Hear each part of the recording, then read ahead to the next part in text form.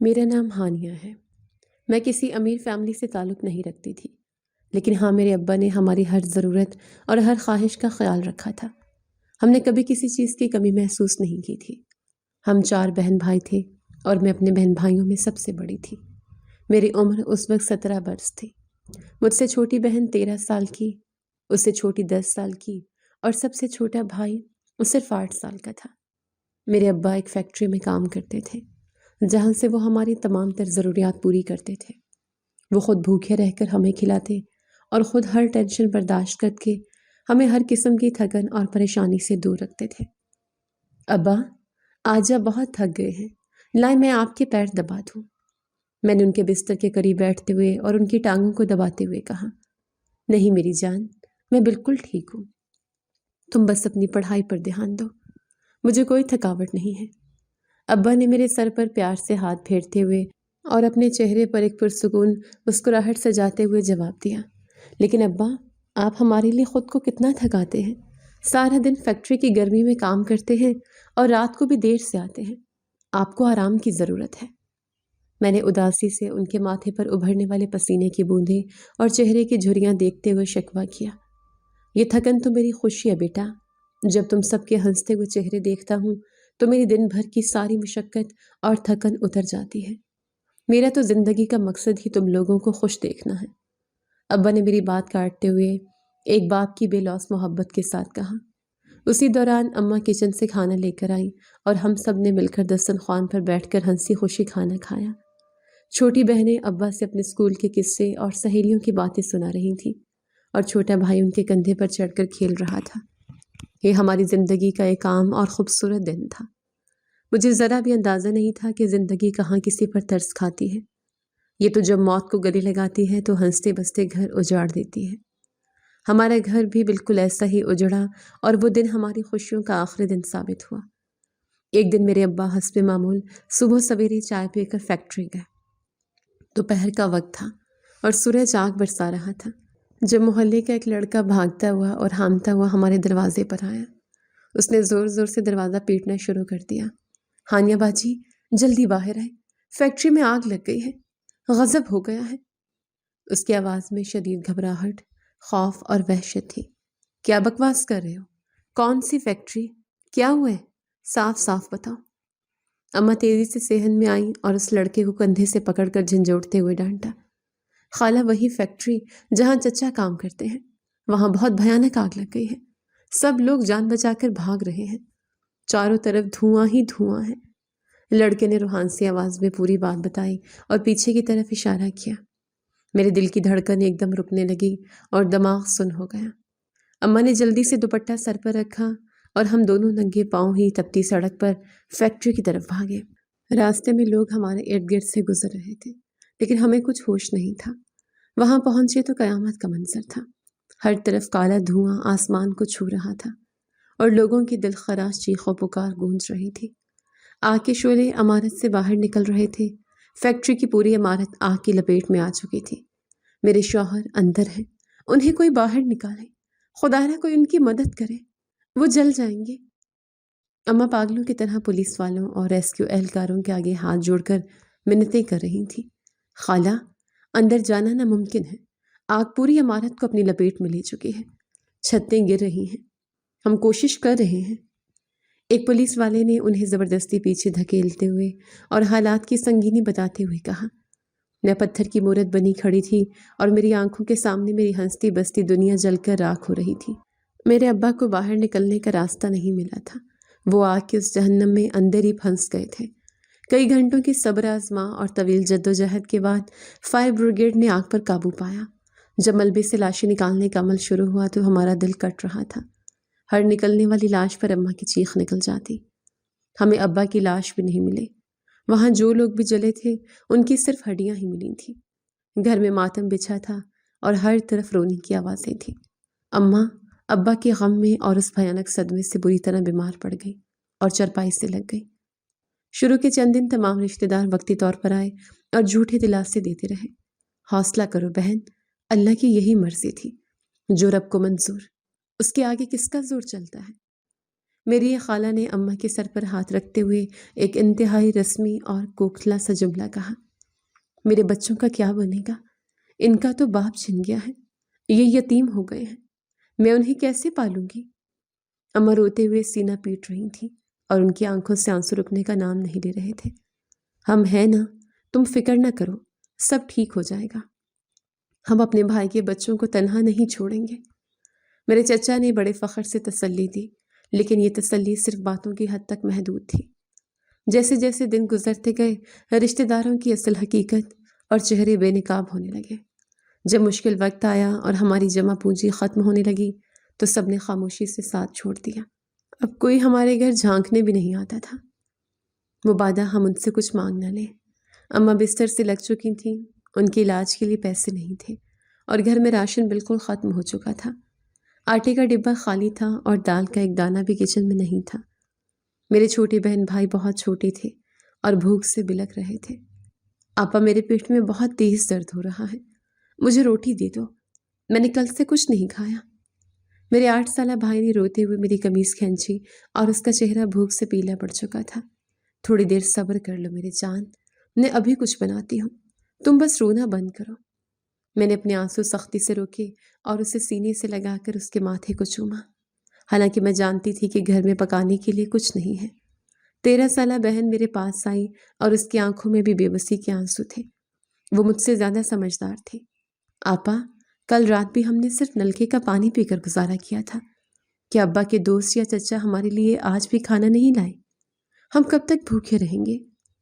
اس کے معصوم اور سیدھے سوال نے میرا کلیجہ چیر کر رکھ دیا اور میری برداشت جواب دے گئی، نہیں، وہ نہیں آئیں گے، کسی کو ہماری پرواہ نہیں ہے، لیکن تمہاری آپا بھی زندہ ہے، تم لوگ پریشان مت ہو، میں کچھ کرتی ہوں۔ میں نے ایک فیصلہ کن اور انتہائی سخت لہجے میں کہا اور میرے اندر ایک عجیب سی طاقت جاگ اٹھی۔ چھوٹے بہن بھائیوں کی حالت مجھ سے دیکھی نہیں جا رہی تھی، وہ مزید بھوک برداشت نہیں کر پا رہے تھے۔ گھر میں کھانے کے لیے ایک نوالہ تک نہیں بچا تھا۔ آخر کار میں نے ہمت کی اور اماں کے کمرے میں جا کر ان کا کامتا ہوا ہاتھ مضبوطی سے پکڑا۔ اماں، میں نے فیصلہ کر لیا ہے، حالات بہت خراب ہیں، آج سے میں باہر نکلوں گی اور میں کماؤں گی۔ میں نے ان کی آنکھوں میں سیدھا دیکھتے ہوئے بغیر کسی ہچکچاہٹ کے کہا۔ اماں نے چونک کر میری طرف دیکھا، ان کی آنکھیں پھٹی کی پھٹی رہ گئیں اور انہوں نے کمزوری کے باوجود بستر سے اٹھنے کی کوشش کی۔ تو پاگل ہو گئی ہے، تو ایک جوان لڑکی ہے بیٹا، دنیا والے تجھے کہاں جینے دیں گے؟ باہر سڑکوں پر بھیڑیے بیٹھے ہیں جو تجھے نوچ لیں گے۔ ان کی آواز میں شدید خوف اور ایک ماں کی تڑپ تھی۔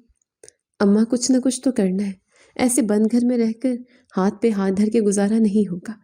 کیا میں اپنے بہن بھائیوں کو اپنے سامنے بھوک سے تڑپ تڑپ کر مرتا ہوا دیکھوں؟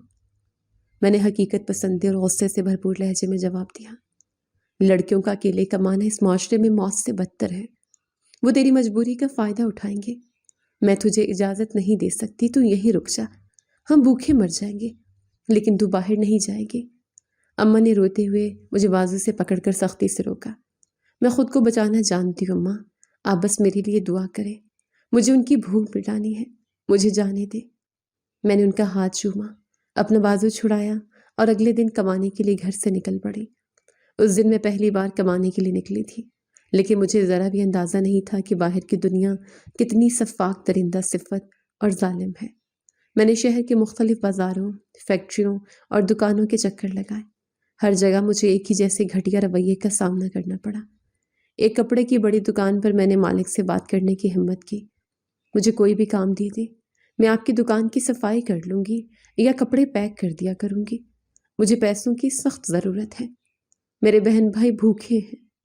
میں نے دکاندار کی طرف دیکھتے ہوئے اپنی سفید پوشی کا بھرم رکھتے ہوئے التجا کی، کام تو مل جائے گا بی بی، لیکن اس کے بدلے تمہیں مجھے بھی خوش کرنا ہوگا، تم ویسے بھی بہت جوان اور خوبصورت ہو، شام کو دکان بند ہونے کے بعد رک جایا کرو، میں تمہیں منہ مانگے پیسے دوں گا۔ اس دکاندار نے انتہائی غلیظ اور ہوس بھری نظروں سے مجھے اوپر سے نیچے تک دیکھا اور مسکرایا۔ میں اس کی غلیظ بات سن کر کام گئی، مجھے اپنے وجود سے گھن آنے لگی اور غصے سے اسے گھور کر میں فوراً وہاں سے باہر نکل آئی۔ اس کے بعد میں ایک چھوٹی سی گارمنٹس فیکٹری میں گئی، وہاں کے مینیجر کے دفتر میں کھڑی میں نے اسے اپنی مجبوری اور والد کی موت کا بتایا۔ ہمیں پیکنگ کے لیے لڑکیاں چاہیے تو ہیں، لیکن تم مجھے کچھ زیادہ ہی ضرورت مند لگ رہی ہو۔ تنخواہ کے ساتھ اگر تم میرے ساتھ شام کو گھومنے جایا کرو تو میں تمہیں ایکسٹرا پیسے دے دیا کروں گا، تمہاری ساری غربت دور ہو جائے گی۔ مینیجر نے میز پر ہاتھ رکھتے ہوئے ایک عجیب سی مسکراہٹ اور نیچ انداز کے ساتھ کہا۔ میں نے غصے سے اس کی میز پر مکہ مارا۔ مجھے محنت کی روزی کمانی ہے، اپنی عزت نہیں بیچنی۔ اگر آپ کو کام کے لیے لڑکی چاہیے تو بتائیں، ورنہ میں جا رہی ہوں۔ آپ جیسے لوگوں پر لعنت ہے۔ میں نے اس کی آنکھوں میں آنکھیں ڈال کر کہا، اتنا غصہ صحت کے لیے اچھا نہیں ہوتا بی بی، جانا ہے تو جاؤ، ہمیں تمہاری جیسی نخرے والی لڑکیاں نہیں چاہیے۔ باہر اور بہت سی مجبور کھڑی ہیں۔ اس نے حقارت سے جواب دیا اور منہ پھیر لیا۔ بہت جگہ کام ڈھونڈنے کے بعد بھی مجھے صرف مردوں کی گندی نظریں اور بیہودہ فرمائشیں ہی دیکھنے کو ملی تھیں۔ کسی کو میرے ہاتھ کا کام نہیں چاہیے تھا۔ سب کو میری مجبوری، غربت اور جوانی سے فائدہ اٹھانا تھا۔ میں سارا دن سڑکوں کی خاک چھانتی رہی، میرے پاؤں میں چھالے پڑ گئے، لیکن مجھے کوئی باعزت کام نہ ملا۔ ہر روز میں اسی امید کے ساتھ کام کے لیے نکلتی، لیکن مردوں کی بری نظروں کا تعاقب میرا پیچھا کرتا۔ بازار سے گزرتے ہوئے لوگ آوازیں کستے اور میرا جینا محال کرتے تھے۔ میں تھک ہار کر مایوس ہو کر گھر آ جاتی۔ کئی دن اسی مایوسی اور بھوک کی اذیت میں گزر گئے۔ ایک دوپہر جب سورج آگ برسا رہا تھا، ہماری لکڑی کے خستہ حال دروازے پر کسی نے دستک دی۔ میں نے بوجھل قدموں کے ساتھ جا کر دروازہ کھولا تو سامنے ایک ادھیڑ عمر اجنبی شخص کھڑا تھا۔ اس کے چہرے پر تھکاوٹ تھی اور کپڑے پسینے سے بھیگے ہوئے تھے۔ بیٹا، کیا یہ سلیم کا گھر ہے؟ میری اس سے پرانی شناسائی ہے۔ اس اجنبی شخص نے بڑی شفقت اور امید بھری نظروں سے مجھے دیکھتے ہوئے پوچھا۔ جی، یہ انہی کا گھر ہے، لیکن آپ کون ہیں اور کہاں سے آئے ہیں؟ ہم تو آپ کو نہیں جانتے۔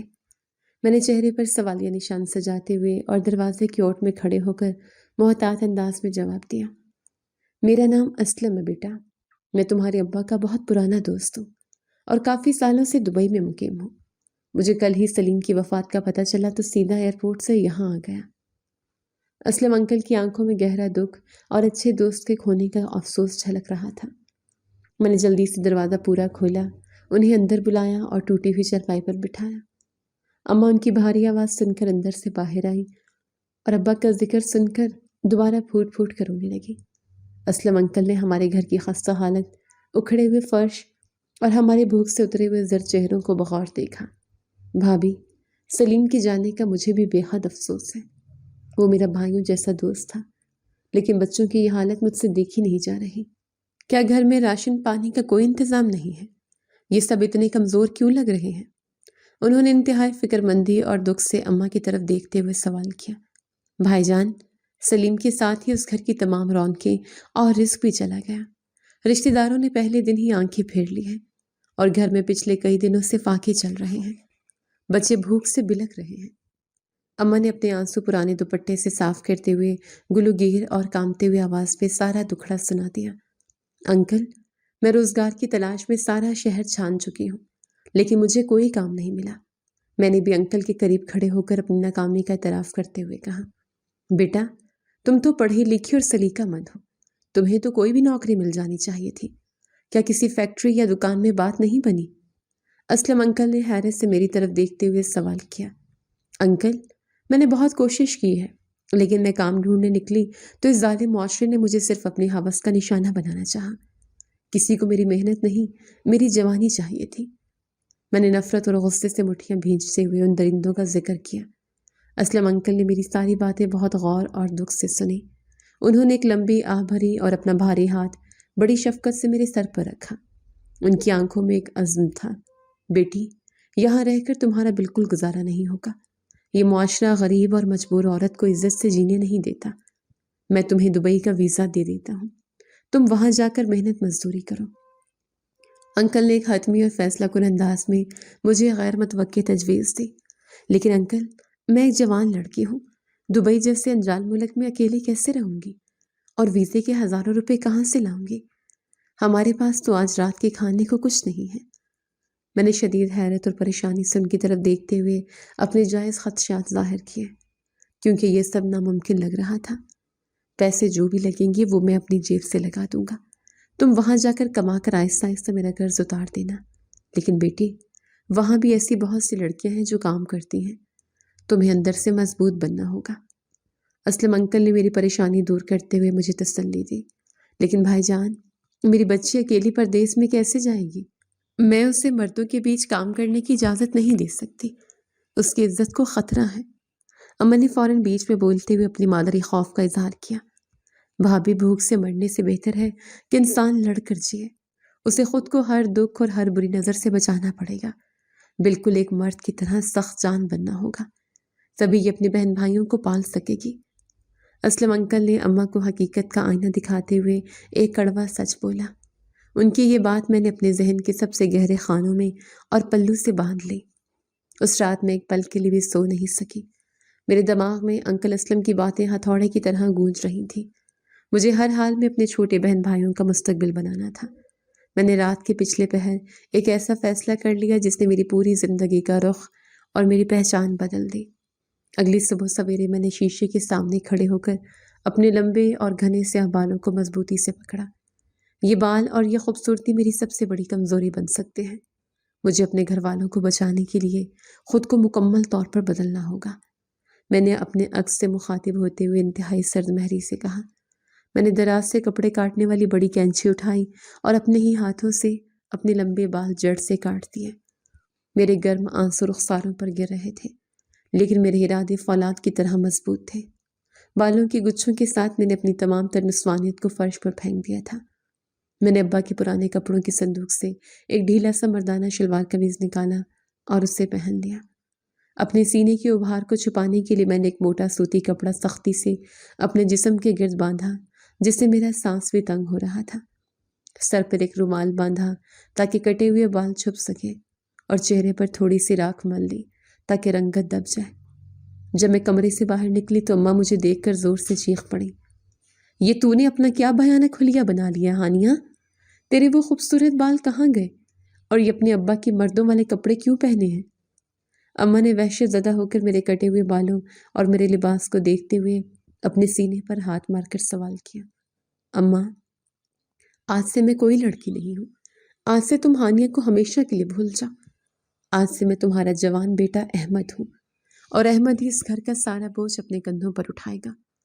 میں نے اپنی آواز کو جان بوجھ کر بھاری کرتے ہوئے اور ایک مردانہ وجاہت اور سختی کے ساتھ اماں کی آنکھوں میں دیکھ کر جواب دیا۔ اماں پھوٹ پھوٹ کر رونے لگی، لیکن انہیں بھی بخوبی معلوم تھا کہ بھوک اور غربت انسان سے کیا کچھ نہیں کرواتی۔ چند ہفتوں کی دوڑ دھوپ کے بعد اسلم انکل نے میرا ویزا اور ٹکٹ بھجوا دیا۔ جانے کا دن آ گیا۔ میں نے اپنے روتے ہوئے چھوٹے بہن بھائیوں کو باری باری گلے لگایا۔ آپا، آپ ہمیں چھوڑ کر مت جائیں، ہم بھوکے رہ لیں گے، لیکن آپ یہیں رہیں۔ میرے چھوٹے بھائی نے میری قمیض پکڑ کر روتے ہوئے التجا کی۔ میں تمہاری آپا نہیں، تمہارا بڑا بھائی ہوں، اور میں تم سب کے لیے بہت ساری روٹیاں اور کھلونے لانے جا رہا ہوں۔ تم نے اماں کا خیال رکھنا ہے۔ میں نے اپنے آنسو پیتے ہوئے اس کا ماتھا چوما اور سختی سے اسے خود سے الگ کیا۔ دبئی کی ایئرپورٹ پر جب میں نے قدم رکھا تو وہاں کی شدید گرمی اور حبس نے میرا استقبال کیا۔ ایک نازک لڑکی سے ایک سخت جان لڑکا بننے کا سفر بالکل بھی آسان نہیں تھا۔ میں اسلم انکل کے بتائے ہوئے پتے پر ٹیکسی لے کر سیدھا ایک بڑے لیبر کیمپ پہنچی۔ وہاں ہر طرف مختلف ملکوں کے مرد ہی مرد تھے۔ مجھے سب سے زیادہ خوف صرف اسی بات کا تھا کہ کہیں کسی کو نہاتے یا سوتے ہوئے میری حقیقت نہ معلوم ہو جائے، نہیں تو دنیا کی بری نظریں اور بھیڑیے پھر مجھ پر آن پڑیں گے۔ کیمپ کے انچارج کے دفتر میں جا کر میں نے بڑی منت سماجت کر کے ایک بہت چھوٹا سا اور الگ تھلگ اسٹور روم کرائے پر لیا، جس میں بمشکل ایک چرپائی کی جگہ تھی۔ میں کسی بھی صورت مردوں کے ساتھ بڑا کمرہ شیئر کرنا گوارا نہیں کر سکتی تھی۔ بھائی، مجھے یہ الگ کمرہ ہی چاہیے۔ میں ذرا تنہائی پسند انسان ہوں، اور رات کو مجھے خراٹے لینے والوں اور بیڑی پینے والوں کے ساتھ بالکل نیند نہیں آتی۔ میری مزدوری خراب ہوتی ہے۔ میں نے انچارج کو یقین دلاتے ہوئے اپنی آواز کو انتہائی مردانہ اور سخت رکھتے ہوئے پورے اعتماد سے کہا۔ ٹھیک ہے، لیکن اس کا کرایہ عام بستر سے دوگنا ہوگا۔ اگر تم باقاعدگی سے پیسے دے سکتے ہو تو مجھے کوئی اعتراض نہیں ہے، لڑکے ورنہ سامان اٹھا کر باہر پھینک دوں گا۔ انچارج نے میری طرف اوپر سے نیچے تک مشکوک نظروں سے دیکھتے ہوئے سخت لہجے میں جواب دیا۔ میں ایک دن بھی کرایہ لیٹ نہیں کروں گا، آپ اس کی کمرہ ہر حال میں میرے نام کر دیں، مجھے منظور ہے۔ میں نے جلدی سے حامی بھری اور اپنا پرانا سا بیگ اس چھوٹی سی اور اندھیری کوٹھڑی میں رکھ کر سکون کا سانس لیا۔ اگلے دن منہ اندھیرے ہی میری مزدوری کا باقاعدہ آغاز ہوا۔ مجھے شہر کے بیچوں بیچ ایک بہت بڑی تعمیراتی سائٹ پر مزدوری کا کام ملا۔ وہاں احمد کا نام استعمال کرتے ہوئے میں سارا دن کڑکتی دھوپ اور 50 ڈگری درجہ حرارت میں کام کرتی۔ ہماری سیمنٹ کی بوریاں کندھے پر اٹھانا، اینٹیں ڈھونا اور لوہا کاٹنا، یہ سب میرے لیے بے حد اذیت ناک اور مشکل تھا۔ میرے نازک ہاتھوں میں پہلے ہی دن موٹے چھالے پڑ گئے اور کندھے درد سے پھٹنے لگے۔ اوے احمد، جلدی کر، تیری جان نکل رہی ہے۔ یہ سیمنٹ کی بوریاں اوپر تیسری چھت پر پہنچا، کام چوری مت کر ورنہ دہاڑی کاٹ لوں گا۔ ایک موٹے اور ظالم فورمین نے دور سے مجھ پر چلاتے ہوئے اور گندی گالی دیتے ہوئے مجھے حکم دیا۔ آیا استاد جی، بس ابھی لے کر جاتا ہوں، تھوڑا سانس لے رہا تھا۔ میں نے اپنے بازو کے درد کو چھپاتے ہوئے اور ماتھے سے ٹپکتا ہوا پسینہ پونچھتے ہوئے بھاری آواز میں جواب دیا۔ اب 50 کلو کی پوری بوری طاقت لگا کر کندھے پر اٹھا لے۔ ایک عورت، اور وہ بھی بے سہارا اور مجبور عورت۔ اس معاشرے میں جینا بہت مشکل تھا۔ اسی وجہ سے میں نے یہ مردانہ روپ دھارا تھا۔ میں رات کو اپنے چھوٹے سے کمرے کی تنہائی میں جی بھر کر روتی اور اپنے سوجے ہوئے پیروں اور پھٹے ہوئے ہاتھوں پر سستا سا بام لگاتی، لیکن اگلے دن سائٹ پر میں کبھی کسی کو محسوس بھی نہ ہونے دیتی کہ میں ایک مضبوط مرد نہیں بلکہ ایک لڑکی ہوں۔ مہینے کے آخر میں جب مجھے میرے خون پسینے کی کمائی میری پہلی تنخواہ ملی تو میرے ہاتھوں میں پیسے دیکھ کر میری آنکھوں میں خوشی کے بے ساختہ آنسو تھے۔ میں نے اس میں سے انکل اسلم کا تھوڑا سا قرض اتارا اور باقی سارے درہم خرچہ کاٹ کر پاکستان اماں کو بھیج دیے۔ اماں، یہ پیسے رکھو اور آج ہی بازار جا کر بچوں کے لیے اچھا سا راشن اور پھل لاؤ اور انہیں کل ہی اسکول میں دوبارہ داخل کرواؤ۔ اب تمہارا احمد کما رہا ہے، کسی کے آگے ہاتھ نہیں پھیلانا۔ میں نے رات کو کیمپ کے پبلک فون سے اماں سے بات کرتے ہوئے فخر سے اپنا سینہ چوڑا کر کے بلند آواز میں کہا، جیتے رہو میرے بہادر بچے، اللہ تجھے سلامت رکھے اور بری نظر سے بچائے۔ تیری وجہ سے آج گھر میں مہینوں بعد چولہا جلا ہے اور تیرے بہن بھائیوں نے پیٹ بھر کر روٹی کھائی ہے۔ میں تیرے صدقے جاؤں۔ اماں کی روتی ہوئی لیکن خوشی اور سکون سے بھری آواز سن کر میری مہینے بھر کی ساری تھکان منٹوں میں اتر گئی۔ اب باقاعدگی سے اپنے بہن بھائیوں کی تمام ضروریات پوری ہو رہی تھیں اور یہی بات مجھے دنیا کی سب سے بڑی خوشی دیتی تھی۔ مجھے اب پوری طرح عادت سی ہو گئی تھی مردوں والے بھاری اور کھردرے کام کرنے کی۔ مجھے خود بھی کبھی شیشے کے سامنے کھڑے ہو کر محسوس نہیں ہوتا تھا کہ میں ایک نازک سی اور معصوم سی وہ ہانیہ ہوں جو کبھی ابا کی لاڈ اٹھاتی تھی۔ میں نے خود کو بے حد ہوشیار اور چالاک بنا لیا تھا۔ میں نے مردوں میں اٹھنا بیٹھنا اور ان جیسی گالیاں بکنا بھی سیکھ لیا تھا۔ آؤ یار احمد، تم بھی ہمارے ساتھ کھانا کھا لو۔ پٹھان کے ہوٹل سے آج دال گوشت پکا کر لائے ہیں، بہت مزے کا ہے۔ سائٹ پر کام کرنے والے ایک پنجابی مزدور نے مجھے دوپہر کے وقت گندے دسترخوان پر بلاتے ہوئے زور سے آواز دی۔ ہاں یار ضرور، پیٹ میں چوہے دوڑ رہے ہیں، لاؤ روٹی ادھر کرو اور بوٹی بھی میری طرف کرنا۔ میں نے ان کے درمیان سیمنٹ والے فرش پر بیٹھتے ہوئے اور ایک پکی ہوئی تندوری روٹی تیزی سے توڑتے ہوئے بالکل انہی کے گنوار انداز میں جواب دیا۔ میں روزانہ انہی مزدور مردوں میں بیٹھ کر کھانا بھی کھاتی جن سے میں کبھی پاکستان کی سڑکوں پر شدید خوف کھاتی تھی۔ تقریباً 1 سال ہو چکا تھا مجھے دبئی کی اس سخت گرم اور کٹھن زندگی میں مسلسل مزدوری کرتے ہوئے۔ میری محنت، لگن اور ایمانداری کی وجہ سے میرا نام سائٹ کے سب سے اچھے مزدوروں میں گنا جانے لگا۔ میں اب صرف بڑی تعمیراتی سائٹ پر کام نہیں بلکہ امیر عربیوں کی عالیشان گھروں اور ولاس میں بھی ذاتی کام کرنے جاتی تھی۔ کوئی مجھے اپنے بڑے باغیچے کی صفائی کے لیے بلاتا تو کوئی بھاری فرنیچر شفٹ کرنے کے لیے بھاری رقم دیتا۔ احمد، تم کام بہت اچھا اور تیزی سے کرتے ہو، تمہارے بازو میں بہت طاقت ہے، یہ لو تمہاری پوری مزدوری اور یہ 100 درہم اوپر سے میری طرف سے انعام رکھ لو۔ ایک انتہائی امیر عربی نے مجھے خوش ہو کر چمکتے ہوئے درہم دیتے ہوئے کہا جب میں نے اس کے ولا کا سارا بھاری سامان اکیلے سیڑھیوں سے اوپر چڑھایا تھا۔ شکریہ ارباب، آپ کی بڑی مہربانی ہے۔ بس رزق حلال کمانے کی کوشش کرتا ہوں، جب بھی کام ہو اپنے اس خادم کو یاد کر لیجیے گا۔ میں نے پیسے فوراً جیب میں ڈالتے ہوئے اور اپنا سر جھکا کر انتہائی ادب اور احترام سے عربی میں اسے جواب دیا۔ میں شہر کے امیر سے امیر عربیوں کے پاس کام کرنے جاتی تھی اور وہ سب میرے کام اور میری ایمانداری سے ہمیشہ مطمئن بھی ہوتے تھے۔ لیکن ان بڑے اور خوبصورت گھروں میں مزدوری کرتے ہوئے میں نے ایک چیز بہت قریب سے اور شدت سے محسوس کی تھی۔ ان سب عمرہ میں دولت کا بے پناہ غرور اور ایک عجیب سا خمار اور نشہ تھا۔ وہ اپنے ملازموں اور ہم جیسے عام مزدوروں کو انسان کے درجے میں نہیں سمجھتے تھے۔ انہیں لگتا تھا کہ پیسے سے وہ ہر چیز اور ہر انسان کو بآسانی خرید سکتے ہیں، لیکن مجھے ان کے اس تکبر اور غرور سے رتی برابر بھی کوئی سروکار نہیں تھا۔ مجھے بس اپنی دہاڑی اور محنت کے پیسوں سے غرض تھی۔ میں خاموشی سے پیسے لیتی اور شام کو اپنے چھوٹے سے بند کمرے میں آ کر گن کر صندوق میں چھپا کر رکھ دیتی تاکہ اگلے کے اس وقت پر اپنے بہن بھائیوں کی فیس کے لیے پاکستان بھیج سکوں۔ میری موجودہ زندگی ایک بے جان مشین کی طرح چل رہی تھی، جس کا کام صرف صبح جلدی اٹھنا، سخت مشقت کرنا اور رات کو در سے کراتے ہوئے تھک کر سو جانا تھا۔ مجھے اپنے مستقبل یا اپنی ذات کی کوئی پرواہ یا فکر نہیں تھی۔ میری ساری دنیا میرے بہن بھائیوں کی کامیابی تک محدود تھی۔ وقت کا پہیہ اپنی مخصوص اور بے رحم رفتار سے گھوم رہا تھا۔ میں دبئی کی جھلسا دینے والی گرمی میں اپنے خون پسینے سے اپنے گھر والوں کا مستقبل سینچ رہی تھی۔ 1 سال کی سخت مشقت نے میرے جسم کو لوہے جیسا مضبوط اور میرے دل کو پتھر جیسا سخت بنا دیا تھا۔ مجھے اب ان امیر عربیوں کی جھڑکیوں اور ان کی حقارت بھرے رویوں سے کوئی فرق نہیں پڑتا تھا۔ میں صرف اپنے کام سے کام رکھتی اور اپنی دہاڑی لے کر خاموشی سے واپس اپنے چھوٹے سے کمرے میں آ جاتی۔ پھر ایک دن مجھے کیمپ کے انچارج نے ایک نئے پتے پر کام کے لیے بھیجا۔ یہ ایک انتہائی شاندار اور پرتعیش ولا تھا، جس کے چاروں طرف اونچی دیواریں اور قیمتی درخت لگے ہوئے تھے۔ میں نے اپنے کندھے پر اوزاروں کا تھیلا رکھا اور بھاری قدموں سے اس ولا کے بڑے آہنی دروازے پر دستک دی۔ اندر آجو، دروازہ کھلا ہے۔ اندر سے ایک انتہائی پرسکون اور بھاری مردانہ آواز ابھری، جس میں کوئی رونق یا غصہ نہیں تھا۔ میں نے احتیاط سے دروازہ دھکیلا اور اندر داخل ہو گئی۔ سامنے لان میں ایک نوجوان اور خوبرو عربی سفید لباس میں ملبوس کرسی پر بیٹھا اخبار پڑھ رہا تھا۔ میں نے اپنی نظریں جھکا لی اور اپنے مخصوص کھردرے اور مردانہ لہجے میں اس سے مخاطب ہوئی۔ ارباب، مجھے کیمپ سے بھیجا گیا ہے، بتائیں کیا کام کرنا ہے، میں سب کر لوں گا۔ میں نے اپنے ہاتھوں کو مضبوطی سے باندھتے ہوئے اور چہرے پر ایک سخت تاثر لاتے ہوئے پوچھا۔ اس نے اخبار تہہ کر کے میز پر رکھا اور بڑی گہری اور پرسکون نظروں سے مجھے سر سے پاؤں تک دیکھا۔ اس کی آنکھوں میں باقی عربیوں کی طرح نہ تو دولت کا غرور تھا اور نہ ہی کسی غریب کے لیے بے حسی اور حقارت تھی۔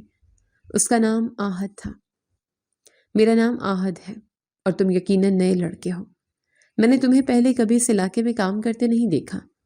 آہد نے اپنی جگہ سے اٹھتے ہوئے اور میرے قریب آتے ہوئے ایک دھیمی اور دوستانہ مسکراہٹ کے ساتھ کہا، جی ارباب، میرا نام احمد ہے، مجھے بس اپنا کام بتائیں، مجھے شام سے پہلے کیمپ واپس بھی جانا ہوتا ہے۔ میں نے اس کی نرمی کو نظر انداز کرتے ہوئے اور اپنے کام پر توجہ مرکوز رکھتے ہوئے روکھے پن سے جواب دیا۔ آہد نے مجھے لان کے پچھلے حصے میں موجود ایک بڑا سا گودام دکھایا، جہاں بہت سا بھاری اور پرانا سامان بے ترتیبی سے پڑا تھا۔ مجھے وہ سارا سامان نکال کر صاف کرنا تھا اور ایک نئی جگہ پر ترتیب سے رکھنا تھا۔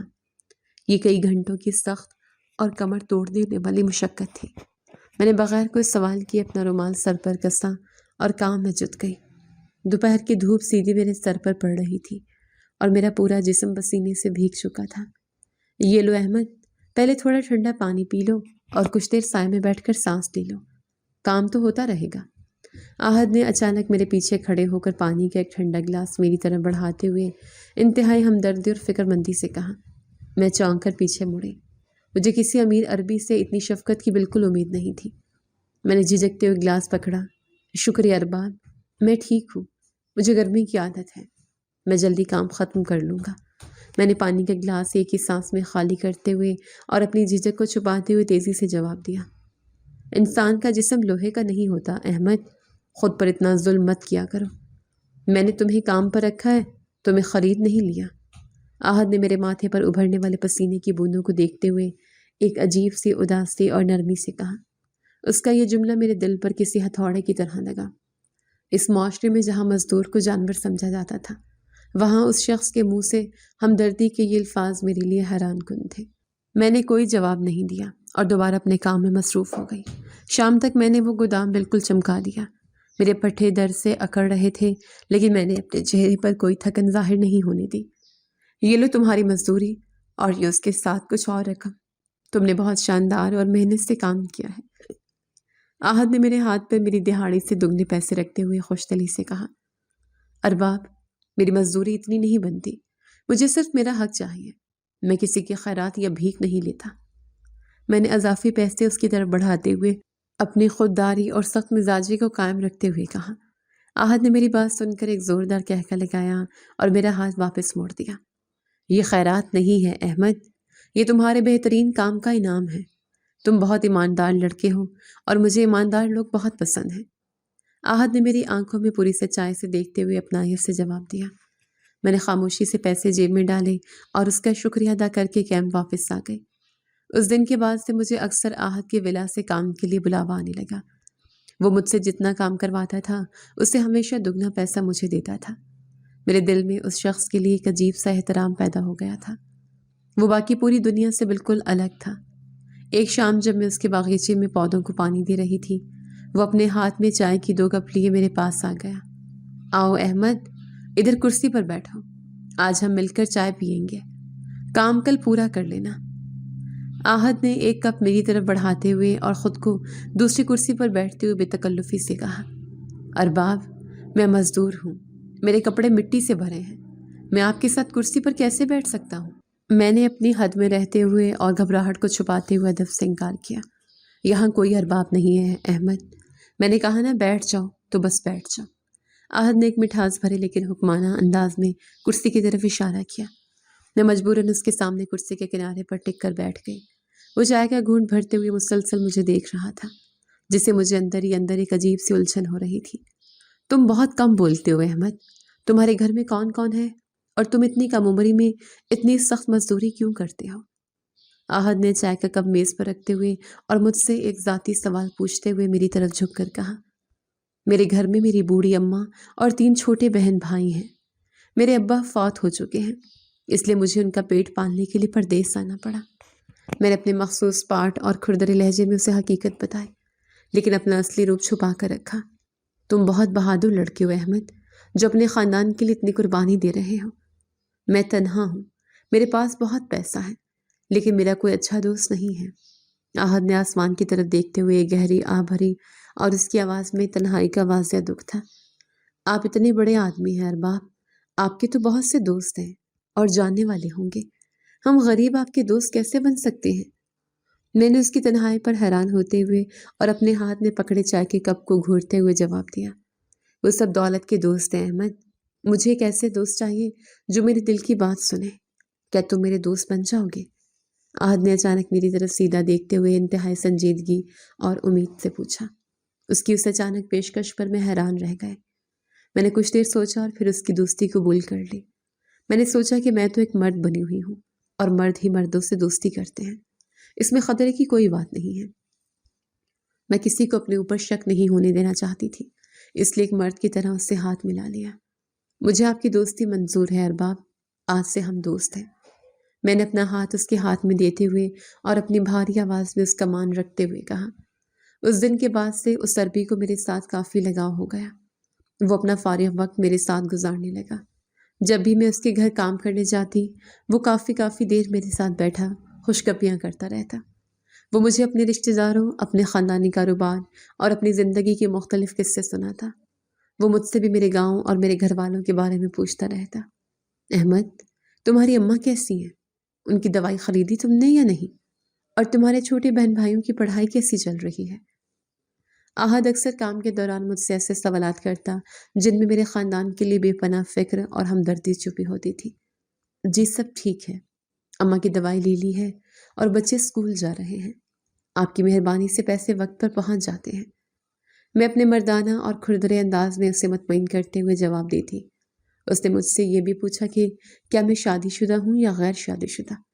میں اسے اپنے گھر کے تمام حالات بالکل سچ بتاتی، لیکن صرف یہ بات انتہائی ہوشیاری سے چھپا جاتی کہ میں ایک لڑکا نہیں بلکہ ایک مجبور لڑکی ہوں۔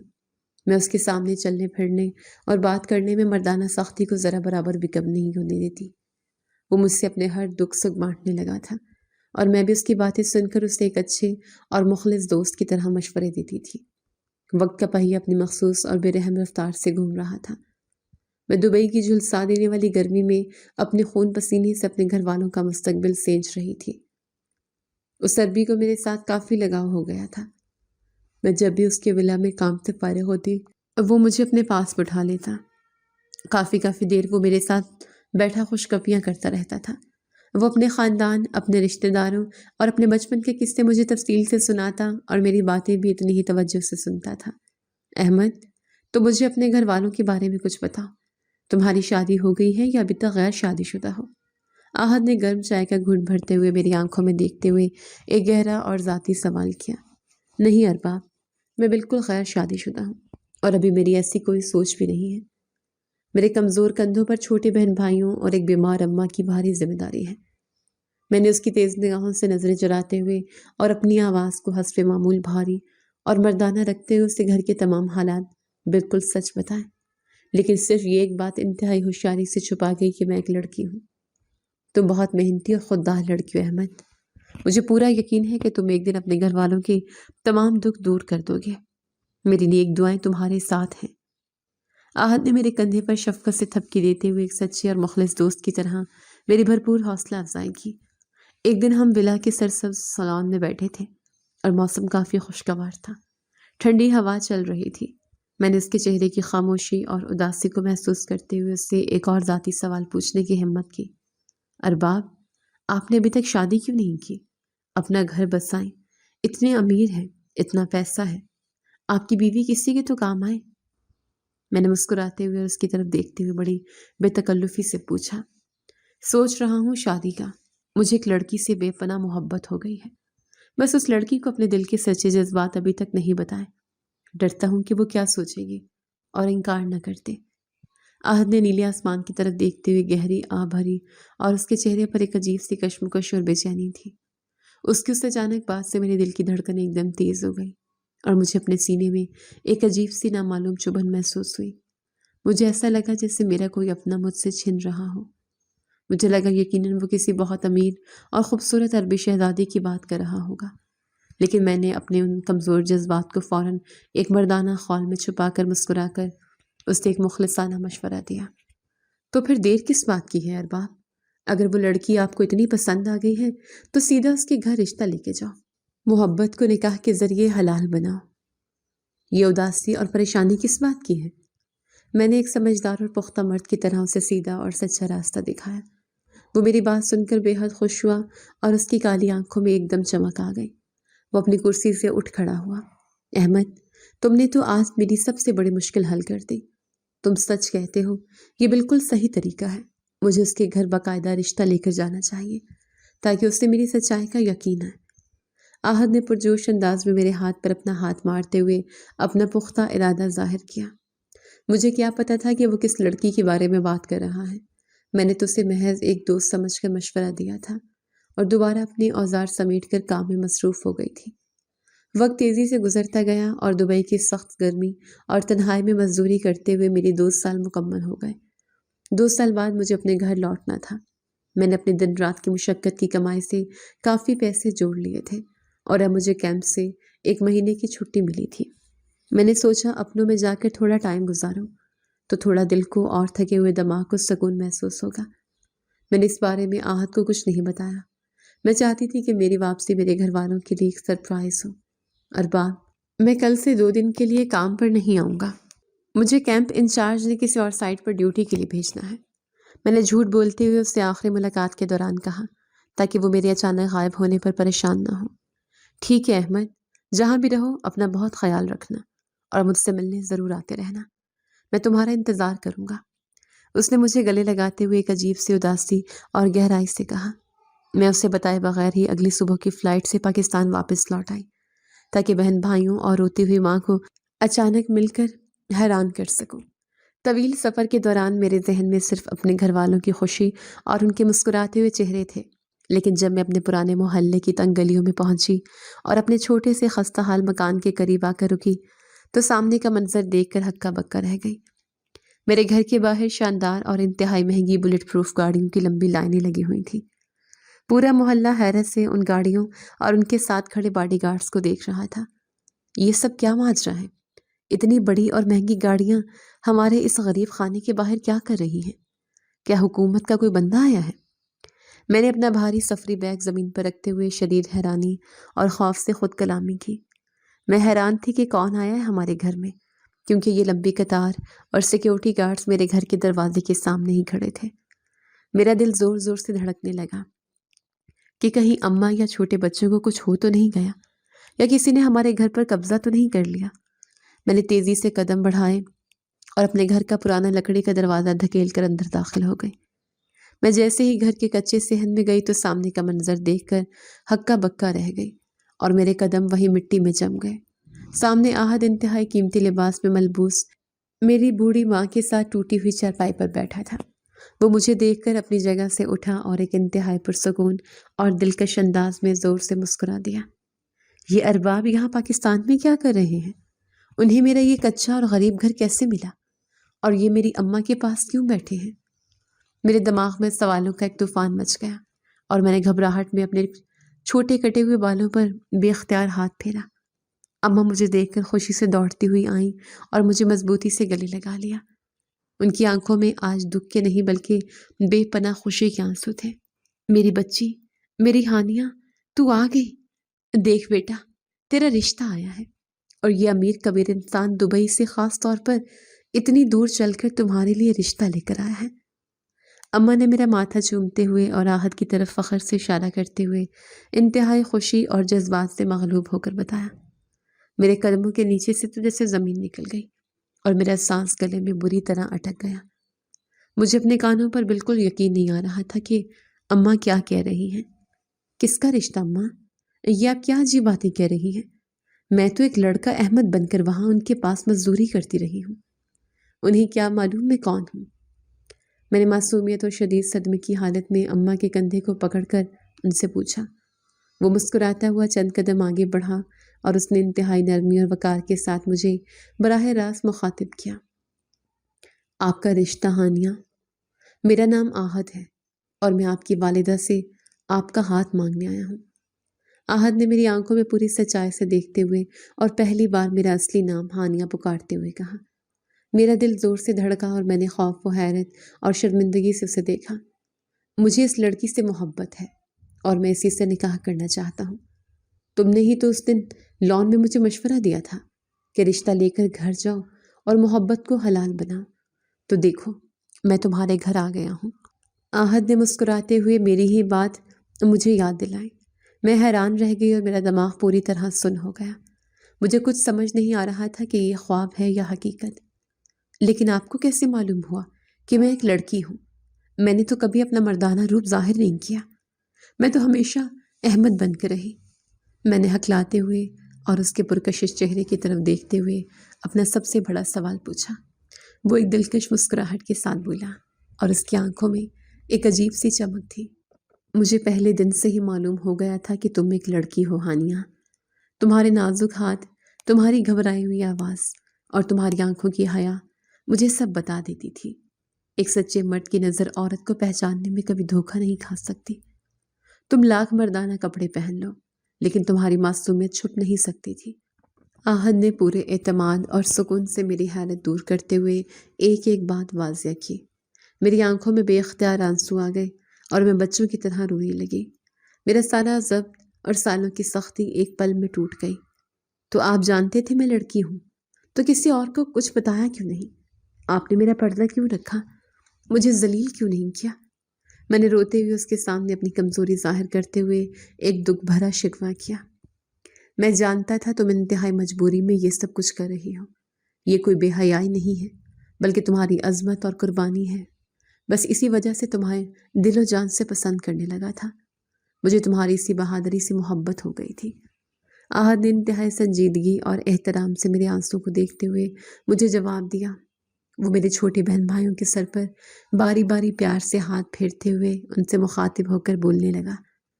تم لوگوں کی بہن بہت بہادر اور عظیم ہے۔ اس نے ایک مرد بن کر تمہاری خاطر دنیا کے ظلم اور پردیس کی سختیاں تنہا برداشت کی ہیں۔ یہ کوئی عام لڑکی نہیں ہے، مجھے اس پر فخر ہے۔ آہد نے فخر سے میرے گھر والوں کو میری ان تمام قربانیوں کا بتایا جو میں نے تنہائی میں سہی تھی۔ گھر میں موجود سب لوگ بے حد خوش ہو گئے تھے اور میری ماں نے روتے ہوئے آہد کے ماتھے کو چوما اور اس کے سر پر ہاتھ رکھا۔ میرا اس کے ساتھ رشتہ اسی دن طے ہو گیا۔ میں دل ہی دل میں بہت خوش اور پرسکون تھی کہ اب مجھے زندگی بھر مردوں جیسا سخت روپ نہیں دھرنا پڑے گا، اور نہ ہی وہ کھردرے کپڑے اور جھوٹا لہجہ اپنانا پڑے گا، بلکہ ایک مضبوط، ایماندار اور اچھا انسان ایک سچے مرد اور محافظ کے روپ میں میری حفاظت کے لیے میرے ساتھ کھڑا تھا۔ کچھ ہی دنوں میں نہایت سادگی اور وقار سے محلے کی مسجد میں ہمارا نکاح ہو گیا۔ شادی کے بعد اس نے ہی میرے چھوٹے بہن بھائیوں کی اعلیٰ تعلیم و تربیت پر اپنا پورا خرچ کیا، اور وقت آنے پر میری دونوں بہنوں کی بہت اچھی جگہ اور عزت دار گھرانوں میں شادی بھی کروا دی۔ اس نے اماں کا بہترین ہسپتالوں سے علاج کروایا اور انہیں زندگی کی ہر وہ خوشی دی جس کے لیے وہ ترسی تھی۔ آج میں دبئی میں اپنے اسی امیر اور مخلص عربی شوہر کے ساتھ ایک عالی شان گھر میں رہتی ہوں اور بہت خوشحال اور پرسکون زندگی گزار رہی ہوں۔ لیکن اب میں کوئی مزدور لڑکا احمد نہیں، بلکہ صرف ایک عزت دار عورت بن کر اپنے گھر کی ملکہ ہوں، اور دو انتہائی خوبصورت بچوں کی ماں بن چکی ہوں، کیونکہ اب مجھے کوئی مالی مجبوری نہیں، اور نہ ہی مجھے اب کوئی ضرورت ہے ایک مرد بن کر دنیا سے لڑنے کی، کیونکہ میں اپنے تلخ تجربے سے جان چکی ہوں کہ سخت مجبوریوں اور حالات کی بے رحم چکی میں پس کر انسان بعض اوقات اپنی اصل پہچان اور اپنا وجود تک گنوا دیتا ہے۔ لیکن اس ظالم دنیا میں کچھ اچھے لوگ ایسے ضرور موجود ہیں جو کہیں نہ کہیں آپ کی مجبوری اور دکھ کو خاموشی سے سمجھ کر بغیر کسی غرض کے آپ کی مدد کر دیتے ہیں، اور آج جیسے ایسے سچے، کھرے اور مخلص لوگ اس دنیا میں بہت کم اور نایاب ہوتے ہیں۔ میری اذیت ناک مجبوری کی کہانی ایک طوفان سے شروع ہو کر ایک انتہائی خوبصورت اور پرسکون ساحل پر ہمیشہ کے لیے ختم ہو گئی تھی۔